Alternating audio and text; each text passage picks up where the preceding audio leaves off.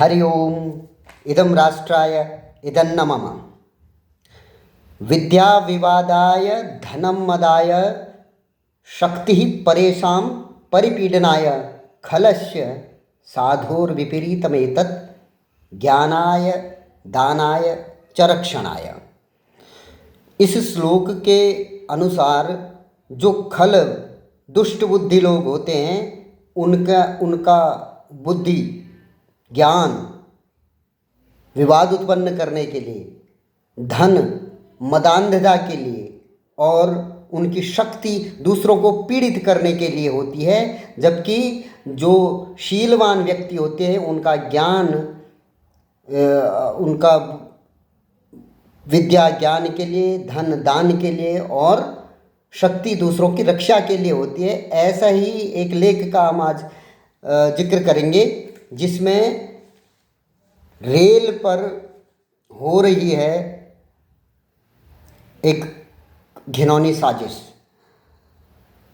अपने ज्ञान का दुरुपयोग करते हुए जो खलबुद्धि लोग हैं वो क्या कर रहे हैं कि जो रेल की व्यवस्था है उसको नष्ट भ्रष्ट करने का प्रयास कर रहे हैं। ये कोई सामान्य बात नहीं है, इसके पीछे बहुत बड़ा षड्यंत्र जो है उसका एक संकेत मिलता है। आज का जो लेख है वो इसी से संबंधित है। आप लोगों से अनुरोध है कि हमारे इस पोस्ट को लाइक करें, इस चैनल को सब्सक्राइब करें और हमें प्रोत्साहित करें कि राष्ट्रवादी पत्रिकाओं को पढ़ने का, पथिक संदेश पत्रिका जो मैं पढ़ता हूँ, इसको पढ़ने का हमारा ये अभियान जारी रहे। और अपने स्वयं के स्तर पर आप लोगों से मेरा एक और अनुरोध है कि राष्ट्रवादी पत्रिकाओं को पढ़ें, राष्ट्रवादी विचारों को अपने यहाँ समावेशित होने का अवसर दें। राष्ट्र को आपकी आवश्यकता है, एक एक राष्ट्र के एक एक घटक की आवश्यकता है। इसलिए हमें थोड़ा विचार करना चाहिए। आज का पाठ पढ़ते हैं। स्तंभ है नया खतरा। क्या है वो? रेल के साथ कट्टर खेल। गत कुछ समय से रेल पटरियों को उखाड़ने और उनसे छेड़छाड़ करने जैसे कृत्यों में कट्टरवादी तत्वों का हाथ पाया जा रहा है। केंद्र सरकार जहां रेलवे को विश्व स्तरीय बनाने के प्रयासों में दिन रात जुटी है, वहीं आशंका यह भी है कि आतंकवाद के प्रायोजक पाकिस्तान की ओर से षड्यंत्र रचे जा रहे हैं भारत के विकास को पटरी से उतारने के लिए। यूँ तो भारतीय रेलवे का इतिहास 1852 से शुरू हुआ था, लेकिन आज़ादी के बाद रेलवे की प्रगति दर धीमी थी। हालांकि 2014 में प्रधानमंत्री नरेंद्र मोदी जी की सरकार के सत्ता में आने के बाद कायाकल्प का संकल्प तेजी से आकार ले रहा है। गत 10 वर्ष में रेलवे ने कुल 30,743 किलोमीटर पटरियां बिछाई हैं, नई पटरियां। 44,199 किलोमीटर रेल लाइनों का विद्युतीकरण किया है। अन्यथा पहले कोयले और ऐसे डीजल आदि के ईंधन से चलने वाली गाड़ियां रहती थी। 1324 रेलवे स्टेशनों का पुनर्विकास किया जा रहा है। रेलवे के कारखानों में लोकोमोटिव और नए अत्याधुनिक सवारी डिब्बों के उत्पादन में रिकॉर्ड कायम हो रहे हैं। भारतीय रेल जापान रेल के सहयोग से मुंबई से अहमदाबाद के बीच हाई स्पीड रेल परियोजना को तेजी से पूरा करने की ओर अग्रसर है। संक्षेप में कायाकल्प के 4 प्रमुख मोर्चों पर भारतीय रेलवे ने उल्लेखनीय प्रदर्शन किए हैं। वंदे भारत एक्सप्रेस और अमृत भारत एक्सप्रेस ट्रेन, 1324 अमृत भारत विकसित स्टेशन, पटरियों की क्षमता का विस्तारीकरण और विद्युतीकरण और पूर्णतः स्वदेशी तकनीक एवं डिजाइन पर आधारित संरक्षा प्रणाली कवच। इसके अलावा खान पान, सुरक्षा, साफ सफाई आदि के में गुणात्मक परिवर्तन आए हैं। ये कहने वाली बातें नहीं हैं, ये अनुभव करने वाली सामने के आज के जो बच्चे 2014 के बाद होश संभाले हैं उनको पता नहीं चलेगा क्या स्थितियां थी, लेकिन जो उससे पहले रेलवे की बुरी हालत को देख चुके हैं, कहीं से आना जाना कितना बड़ा एक अपने आप में प्रोजेक्ट हुआ करता था, इतनी बुरी स्थिति में रेल की अव्यवस्था थी, वो उसका कायाकल्प हुआ। उस चीज को तो कोई मानने को तैयार नहीं है, परंतु उसके उलट क्या हो रहा है देखिए। कोविड काल में भी संरक्षा के लंबित कार्यों को जिस प्राथमिकता से पूरा कराया गया, ये रेल दुर्घटनाओं को रोकने में बहुत सहायक सिद्ध हुआ। वैसे रेल दुर्घटनाएं भारत में कोई नई बात नहीं है। अक्सर ट्रेनों के पटरी से उतर जाना, ट्रेन पर अवांछित वस्तुओं, वाहनों आदि से टकरा जाना, तकनीकी खामियां, मानवीय गलती, ढांचागत त्रुटियों के कारण होता रहा है। कि अव्यवस्था थी कि भाई अनमैन्ड क्रॉसिंग्स थे, वहाँ पर व्यवस्था वैसी नहीं थी तो दुर्घटना हो गई, पशु आ गए इत्यादि।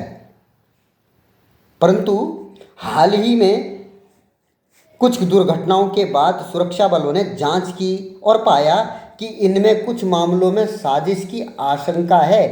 कई घटनाओं की प्रारंभिक जांच रिपोर्ट में संकेत दिया कि ये हादसे किसी षड्यंत्र के तहत किए हो सकते हैं। हाल के दिनों में कम से कम 17 मामलों में शरारत अथवा आपराधिक साजिश का पता चला है। इसी बीच कुछ दिन पहले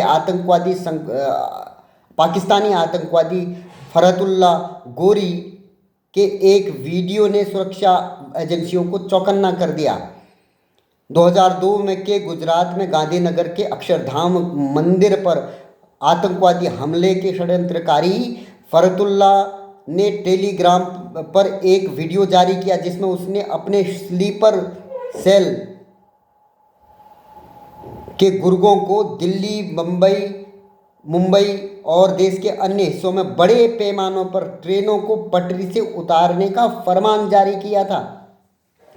आतंकी के इस वीडियो के सामने आने के बाद इन दुर्घटनाओं पर जब दोबारा नज़र डाली गई तो बहुत गंभीर सवाल खड़े हुए कि क्या ये दुर्घटनाएं जानबूझकर कराई गई या ये किसी आतंकवादी षड्यंत्र का हिस्सा है।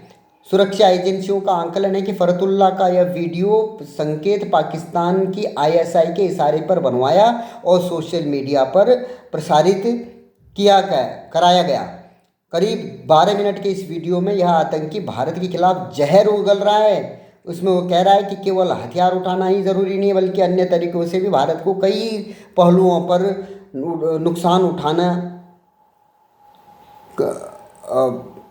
नुकसान पहुंचाया जा सकता है। वीडियो में एक युवक को रेल की पटरियों पर चाकू लेकर चलते हुए दिखाया गया है।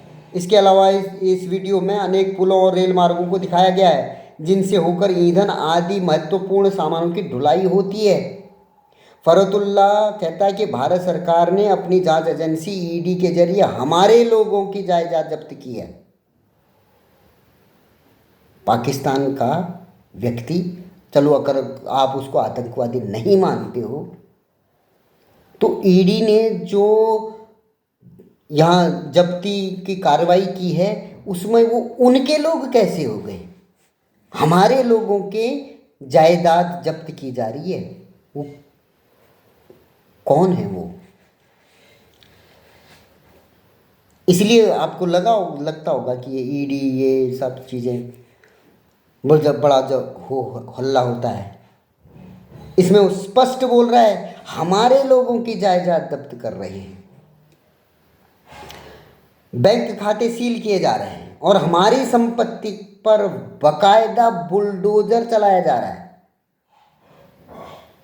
अवैध रहने वाले, अवैध तरीकों से सरकारी अथवा अन्य किसी की संपत्ति को अनाधिकृत रूप से लेने वालों के ऊपर जो कार्रवाई होती है उस पर ये कहता है हमारे लोगों की, किसी भी एक व्यक्ति का ऐसा अभी तक नहीं आया है कि जो भी ध्वस्तीकरण का कार्य हुआ है, जितने भी राज्यों में हुआ है, वो उन अपराधियों के ऊपर हुआ है जिन्होंने सरकारी संपत्तियां हों अथवा कोई किसी अन्य की संपत्ति पर अनाधिकृत रूप से स्ट्रक्चर खड़े किए, उन पर कार्यवाही हुई।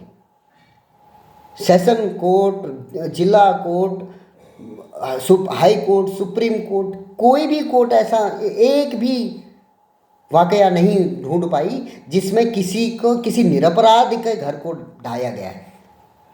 ये बोलते हैं हमारे लोगों के घरों पर बुलडोजर चल रहा है। ये कौन है, प्रश्न ये उठता है। हमारे बैंकों के खाते सील किए जा रहे हैं, कौन है ये? ऐसे में ज़रूरी है कि भारत को मुंह तोड़ जवाब दिया जाए, ये बोलता है। इनके नेताओं को निशाना बनाया जाए, ये फरतुल्ला।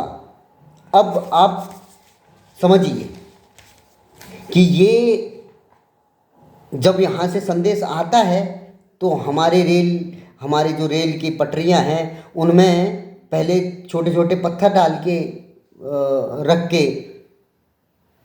और ये दिखाने की कोशिश की जाती थी कि नहीं जी, ये तो कोई निरपराध व्यक्ति रील बनाने के चक्कर में गलती से आ गया, उससे कोई ज़्यादा असर होता नहीं दिखा। तो आप लोगों ने देखा होगा कि बड़े बड़े लकड़ी के लट्ठे या फिर जो कंक्रीट के बड़े बड़े बोल्डर पटरियों पर रखने की घटनाएं अब सामने आई हैं। बहुत जगह ये डिटेक्ट हो गया, जो कवच सिस्टम है या कोई भी है या अपने जो चालक दल है उनके सदस्यों द्वारा पहले उसको भांप लिया गया, दुर्घटनाएं होने से बची हैं। उसके बाद भी अभी ये तमिलनाडु की घटना है कि वहाँ पर ये सफल हो गए कुछ लोगों की हत्या करने में। अब प्रश्न ये है कि हम लोग की जो सामूहिक बुद्धि है, सामूहिक जो हमारा स्मरण शक्ति है, उसके कमज़ोर होने का हमारे देश के दुश्मन बहुत ज़्यादा फ़ायदा उठा रहे हैं। हम हमेशा से उठाते आए हैं, अब बहुत ज़्यादा उठाने लगे हैं। ये मत मानिए कि ये पाकिस्तान का किया धरा है। पाकिस्तान एक छोटा सा, उसके बस की कुछ नहीं है महाराज। ये और भी पीछे और बहुत सारे षड्यंत्रकारी देश जो भारत को कमज़ोर होते देखना चाहते हैं, वो लगे हुए हैं। उन्होंने यहाँ पर अपने, जैसे इसमें कहा गया स्लीपर सेल, ऐसे ही अपने गुर्गे बिठा रखे हैं। वो हमारे समाज के हर स्तर पर सक्रिय रूप से कार्य कर रहे हैं। हमें उन्हें चिन्हित करना है, चिन्हित ही नहीं करना है। हमें ये जो ये घटनाएं हो रही हैं, ये किसी एक व्यक्ति के लिए नहीं हो रही हैं, सार्वजनिक स्थानों के लिए हो रही हैं, सभी स्थानों के लिए हो रही हैं, सार्वजनिक संपत्तियों के लिए हो रही हैं। तो ये हमारी जो स्मरण शक्ति है, सामूहिक स्मरण शक्ति है, उसको हमें बढ़ाना है कि ये क्यों हो रहा है, कैसे हो रहा है, हम इसको याद रखें। ये याद रखा जाएगा वाला टर्म जो है ना, वो जिसने भी याद रखा है वो अपनी पीढ़ी दर पीढ़ी उस चीज़ को आगे बढ़ाता रहा है और किसी न किसी पॉइंट में आके उनकी विजय हुई है। तो हम भी याद रखें कि ये हो रहा है हमारे साथ ये बहुत बार हो चुका है। विदेशों के एजेंट हमारे देश के सत्ता के शीर्ष में बैठकर हमारे ही लोगों को मारने, उनको पद दलित करने, उनको गरीबी से नीचे से और नीचे गिराने में लगे रहे। हमें पता नहीं चला, क्योंकि किसी एक पर नहीं, पूरे समाज पर यह सामाजिक ताने बाने पर ये हमला करते हैं। तो ये बहुत ज़रूरी है कि हम इन षड्यंत्रकारियों को समझें और जो हो सकता है वो करें। कम से कम अपने राष्ट्र के प्रति अपनी जागरूकता बढ़ाएं। इसलिए हम पुनः आप लोगों से अनुरोध करते हैं कि आप राष्ट्रवादी विचारों को अपने अपने जीवन में स्थान दें। राष्ट्रवादी पत्रिकाओं को पढ़ें, राष्ट्रवादी विचार के लेखकों को, पुस्तकों को, काव्य रचनाओं को, जो पुराने हमारे राष्ट्रभक्त कवि रहे हैं उनकी काव्य रचनाओं को पढ़ें। राष्ट्र के प्रति अपना भाव जागृत करें, अन्यथा बहुत बुरे स्तर पर हमारा समाज पहुंचने वाला है, जिसका लाभ विदेशी शक्तियां, पाकिस्तान क्या है, पाकिस्तान कुछ नहीं कर सकता, परंतु उसके पीछे लगी शक्तियां वो भारत को बहुत पहले से नुकसान पहुंचाते आई हैं, अभी भी पहुंचा रही हैं। हम जागेंगे तो वो कुछ नहीं कर पाएंगे, लेकिन हम जागेंगे नहीं तो हम निरंतर ये नुकसान झेलने पड़ेंगे। इसलिए आप लोगों से पुनः अनुरोध है कि इस जो हमारा प्रयास है इसमें आप अपना सहयोग दें, हमारे इस चैनल को लाइक करें, सब्सक्राइब करें, हमारे विचारों को सुनें। अन्यत्र भी जितने भी राष्ट्रवादी विचार के लोग हैं उनकी बातों को, उनके विचारों को अपने जीवन में स्थान दें। पुनः किसी और लेख के साथ आपके साथ सम्मुख उपस्थित होऊंगा। तब तक के लिए धन्यवाद। जय श्री राम।